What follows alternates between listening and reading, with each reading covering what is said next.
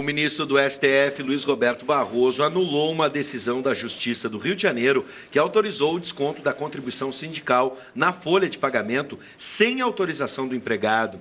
E esse é o tema do quadro Direito em Pauta.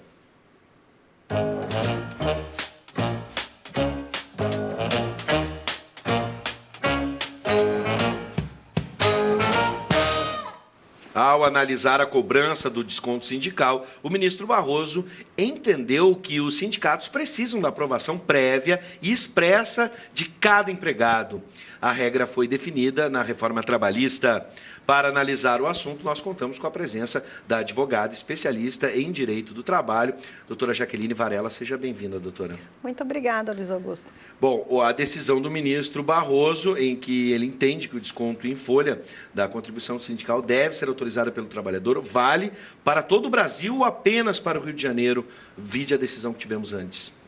Então, eu acho que a gente podia só fazer uma retrospectiva rápida para o telespectador se localizar nesse assunto, porque ele já é um assunto que vai e que volta, né? Então, o que é a contribuição sindical? É aquela que vigorou por muitos anos, todos nós que temos contrato de trabalho assinado já passamos por esse desconto, ele acontecia sempre no mês de março de todos os anos, e ele era um desconto que a gente chamava de compulsório, não podia dizer que não queria, ele era automático, né? Com a reforma trabalhista que entrou em vigor em novembro de 2017, a reforma disse o seguinte: não é mais compulsório, ele é facultativo, ou seja, só posso descontar daquele funcionário que quiser e expressar individualmente a sua vontade de ter o desconto efetivado em prol do seu sindicato, para fortalecer o seu sindicato, mas tem que ser uma escolha individual, sim, certo? Perfeito. E assim ficou vigorando. Mas é claro que a gente sabe que os movimentos sindicais no Brasil são muito fortes, né? São quase 17 mil entidades sindicais, né? E eles se organizaram e não se conformaram e entraram com mais de 19 ações discutindo a inconstitucionalidade desse artigo que então tornava facultativo esse desconto. Em junho de 2018, vocês vão se lembrar, acho que a gente até fez um programa aqui, né? Dizendo, então, que o Supremo Tribunal Federal, que é o órgão máximo, né, do judiciário do nosso país, disse que não, que esta regra da CLT, da reforma trabalhista, não era inconstitucional. Então, portanto, ela deveria continuar sendo aplicada e a contribuição sindical deveria continuar sendo facultativa. Tá? Então, esse assunto agora voltou à tona essa semana. Por que ele voltou à tona? Porque um determinado juiz em primeiro grau, e o que foi confirmado no Tribunal do Trabalho do Rio de Janeiro, disse o seguinte: a Assembleia Geral dos Empregados supre a vontade individual. Então, vamos descontar, e determinou que uma grande empresa do nosso país de telecomunicações descontasse na folha de pagamento dos seus empregados a contribuição sindical, que veio, então, suprida por essa Assembleia dos Empregados. Então, se vai 40 pessoas numa Assembleia de uma categoria de 10 mil funcionários, então, essas 43 decidiriam por todos os outros. Né? Então, se entendeu que essa Assembleia teria legitimidade de suprir isso. Então, assim, o Tribunal do Trabalho, Regional do Trabalho, no Rio de Janeiro, entendeu e determinou que essa companhia fizesse esses descontos. A companhia, não satisfeita com essa decisão, recorreu ao Supremo. Então, o que fez o Barroso essa semana? Vamos votar a ordem e voltar àquela decisão que o Supremo já tinha tomado em junho de 2018. E está valendo a decisão do Supremo. Os descontos só podem ser feitos com autorização individual. Então, se algumas empresas estão praticando isso e se alguns tribunais regionais do trabalho ainda estão entendendo que as Assembleias Gerais suprem o desconto individual, isso não estaria alinhado com a decisão do nosso órgão maior, que é o Supremo Tribunal Federal. Bom, para a gente entender, porque eu já passei por isso, inclusive num primeiro momento pós-reforma, fui até o sindicato para conversar sobre, né? E ali se tinha já naquele primeiro momento essa discussão sobre o que valeria, né? A sua decisão, a decisão individual do empregado ou a Assembleia Geral. Nesse caso, naquele momento, o sindicato solicitou que a gente fizesse uma carta escrita à mão, dizendo que não queria contribuição sindical. Para a gente poder entender como é que essa comunicação tem que ser feita, hoje, partindo da premissa do que disse o ministro, a gente não precisa comunicar nada, a gente só precisa comunicar quando a gente quer ou a gente precisa comunicar quando a gente não quer? Essa é uma ótima pergunta. Então, assim, o que a lei diz? Que o empregador não pode descontar sem autorização do empregado, certo? Então, o empregado ele tem que ficar numa posição inerte. Ele não precisa ir lá dizer que ele não quer, porque a lei já lhe dá esse direito. Agora, se ele tem este direito violado, aí ele vai ter que ir lá dizer que ele não queria aquilo. Então, quem fez o desconto fez irregularmente. Eu não preciso me incomodar, sair lá da minha posição e ir procurar o sindicato ou o RH da empresa e dizer que não quero, porque esse já é um direito meu. Sim. Certo? Então, eu não preciso fazer isso, mas a gente sabe que de lá para cá, com a reforma trabalhista de 11 de 2017, algumas coisas estranhas, né, e incompatíveis com a decisão do Supremo vêm realmente acontecendo. Aí o funcionário tem que procurar os seus direitos, porque ele não pode sofrer esse desconto se ele não autorizou. Agora, a gente tem toda uma ala de funcionários que são associados aos sindicatos. Sim. Né, e que querem contribuir de uma forma espontânea, porque entendem que os seus sindicatos têm uma atividade meritória e que trabalham em benefício dos seus direitos, então é tranquilo. Mas eu que não quero o desconto, não posso ter que me movimentar para dizer que não quero. Porque Perfeito. não querer já é um direito meu. A partir desse entendimento do STF, do ministro Barroso, o assunto está encerrado ou ainda há pano para mais discussão, né, sobre a contribuição sindical? Ele deveria estar encerrado desde junho de 2018, quando houve o julgamento dessas 19 ações de inconstitucionalidade, onde se foi decretado que a reforma trabalhista, nesse aspecto, não era inconstitucional.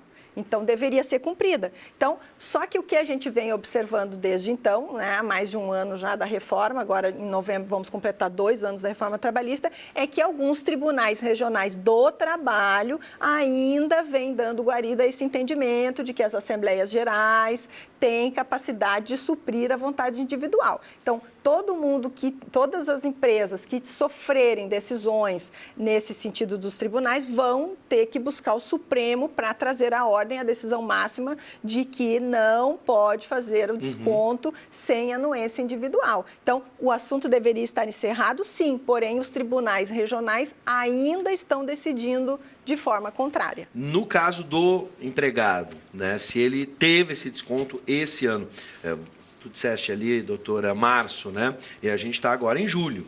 Né? Se esse desconto foi feito no final de março, início de abril, o entendimento do ministro Barroso, ele é retroativo e aí eu poderia, né, o empregado, ele poderia reclamar, né, esse desconto que foi realizado esse ano, por exemplo?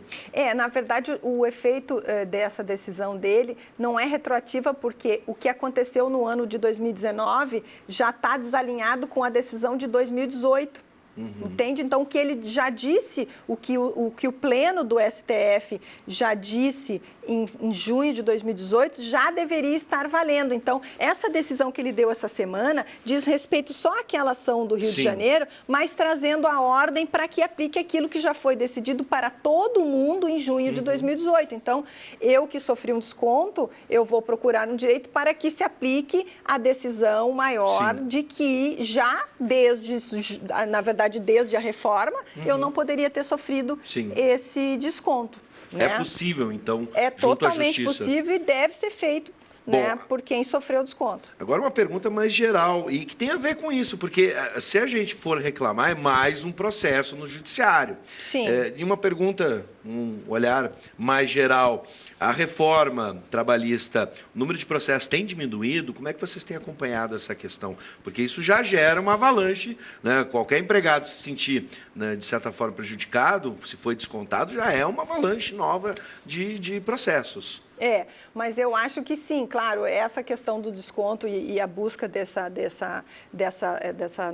não desconto, geralmente ele é feito dentro do âmbito do RH, né? Porque eu acho que ninguém vai judicializar uma pequena taxa, um desconto. E o RH tem a obrigação de resolver isso e devolver o valor. Então, eu acho que esses casos especificamente, a menos que estejam representados toda uma gama de funcionários por sindicato, eles acabam não sendo objeto de judicialização e se resolvem no âmbito âmbito administrativo ou de representação sindical. Mas as taxas de ingresso de ações trabalhistas no país vêm baixando bastante. A última pesquisa que foi feita aponta que há uma redução entre 30% e 40% do volume de ações no país. Né? E isso por quê? Por conta da reforma nos itens que dizem respeito aos honorários de sucumbência, daqueles pedidos que são elaborados e que são julgados improcedentes, e também em relação aos honorários periciais, quando são aquelas ações que têm pedido de insalubridade, periculosidade ou de questões de doenças relacionadas ao trabalho. Todos esses profissionais que trabalham têm um custo de honorários e quem paga é aquele que perde a perícia. Né? Então, se o funcionário defende que ele teria direito a receber insalubridade ou periculosidade, ou que ele teria uma doença desenvolvida pelo trabalho, que teve origem no trabalho, essa perícia, esse profissional médico e técnico vai ser chamado e, dependendo do que ele disser, sim ou não, eu vou perder ou vou ganhar. Se eu perder, eu vou ter que pagar os honorários dele, mesmo que eu tenha sido concedido pelo juiz o benefício da justiça gratuita. Sim. E assim também acontece com aqueles outros pedidos em que eu perder. Então, o que é muito comum na Justiça do Trabalho, as ações terem vários pedidos. É um pouco diferente do cível, onde a gente geralmente entra com a ação com um objeto, discutindo aquela determinada coisa que nós queremos e que vemos o nosso direito violado. Mas ações trabalhistas, elas são tipicamente ações contidas de muitos pedidos, 5, 10, 15, 20 pedidos. E em relação àqueles pedidos que o reclamante eventualmente perder, sobre aqueles pedidos vão ser calculadas custas processuais, com base no valor daquele pedido. Sim. Então, eu posso ainda ganhar a ação, ter um ganho financeiro com a ação, mas em relação aos pedidos que eu perdi, serão calculadas custas. E isso faz com que as pessoas recuem um pouco. Sim. Eu, particularmente, vejo isso como uma coisa boa, porque eu acho que a justiça, de fato, estava assoberbada de ações complexas, com diversos pedidos que muitas vezes não tinham fundamentos. Né? Então, o que eu acho que agora a gente vai caminhar para uma situação um pouco mais com lisura, de ações um pouco mais enxutas, em que os funcionários realmente vão pedir aquilo que eles se sentem lesados. Muitos funcionários são despedidos sem receber as rescisórias, né? Sem receber horas extras. Então, ele vai focar naquilo que ele realmente tem segurança de que não lhe foi pago e não vir com aquela enormidade de pedidos que muitas vezes não tem fundamento. Doutora, para a gente fechar, que pontos da reforma ainda precisam ser ajustados? Por exemplo, a questão da contribuição sindical tem que ficar mais clara para todo mundo. Agora, outros pontos precisam ficar mais claros também para a população, para os empregadores e empregados?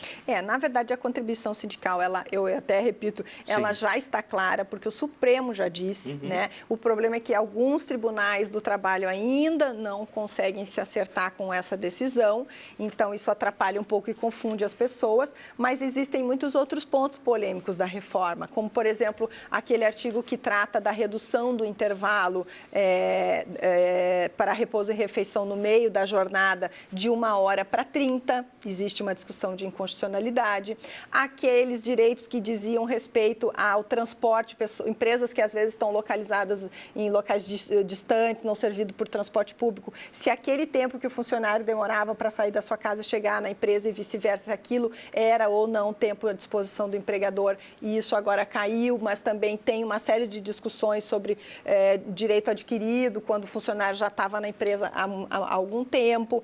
Tem toda essa discussão que veio à tona agora esses dias em relação à gestante que trabalha em local insalubre, porque muitas vezes a empresa não reconhece que o setor seja insalubre, entende que seus produtos químicos não são insalubres. Então, a gente tem aí uma série de discussões. O próprio banco de horas, que pode ser feito diretamente entre empregado e empregador, né? Que também se discute a constitucionalidade disso, porque, na verdade, o sindicato fica afastado dessa negociação. Né? Então, tudo isso são itens da reforma que ainda vai dar muito pano para a manga. Nós, apesar de já quase fazermos aniversário de 2 anos da reforma, ainda estamos acompanhando decisões jurisprudenciais que vão aclarar, mas essas decisões também estão um pouco diferentes, dependendo do tribunal, dependendo da composição da turma. Então, eu acho que a gente ainda vai ter que aguardar um pouco mais para ter uma consolidação de alguns assuntos. Bom, eu quero agradecer a doutora Jaqueline Varela, advogada especialista, sobre o assunto, sobre o direito trabalhista. E vamos deixar claro, se tem tanta conversa ainda para a gente falar sobre a reforma e as decisões a partir do que já está estabelecido há 2 anos, com certeza o convite já está feito e vamos encontrar uma outra oportunidade, doutora. Muito obrigada, com prazer eu virei. Seja sempre bem-vinda. Muito obrigada.